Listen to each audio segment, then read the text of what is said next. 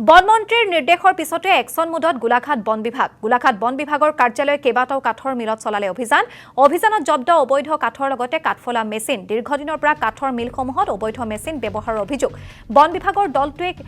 কেইবাটাও মিলৰ পৰা অবৈধভাৱে ব্যৱহাৰ কৰা সামগ্ৰীসমূহ জব্দ কৰে জব্দকৃত সামগ্ৰীসমূহ লৈ যায় বন বিভাগৰ কাৰ্যালয়লৈ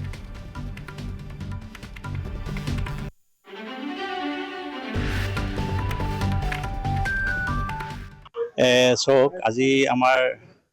যি চৰকাৰৰ আমাৰ বনমন্ত্ৰী নিৰ্দেশ অনুসৰি যি সমগ্ৰ অসমতে যি বৈধ আৰু অবৈধ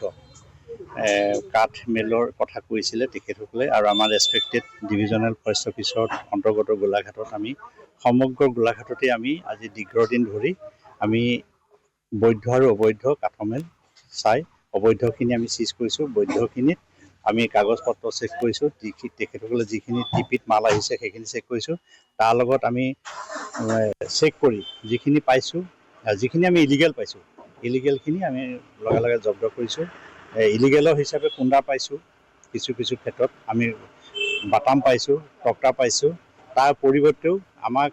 এটা ফুড বেছ ইণ্ডাষ্ট্ৰী এটা ছিষ্টেম আছে সেইটো হৈ গ'ল আপোনাৰ 10 ইঞ্চি যিখিনি টেবুল 10 ইঞ্চি টেবুলখিনি আল্টিমেটলি মানে তেওঁলোকে ব্যৱহাৰ কৰিব পাৰে তাৰ ওপৰত যিখিনি টেবুল আছে সেই টেবুলখিনি আমি ইতিমধ্যে মেচিনখিনি আমি চিজ কৰিছোঁ আৰু এতিয়ালৈকে গোলাঘাট মাজমজিয়াত টাউনত যিহেতু ইয়াতে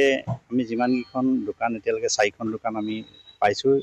4খন দোকানে বৈধতা আছে কিন্তু তেওঁলোকে যিটো মেচিন ইউজ কৰিছে সেইটোৰ বিসংগতি আছে আৰু বিসংগতি পোৱাৰ কাৰণে আমি তেওঁলোকৰ মেচিনখিনি আমি জব্দকৃত কৰিছোঁ এখন দোকানৰ নামটো কি য'ত মেচিন জব্দ কৰিছে ক'ত কৰিলে এখন শইকীয়া টিম্বাৰ্ছ ৰাধা টিম্বাৰ্ছ আৰু এখন আপোনাৰ হেমা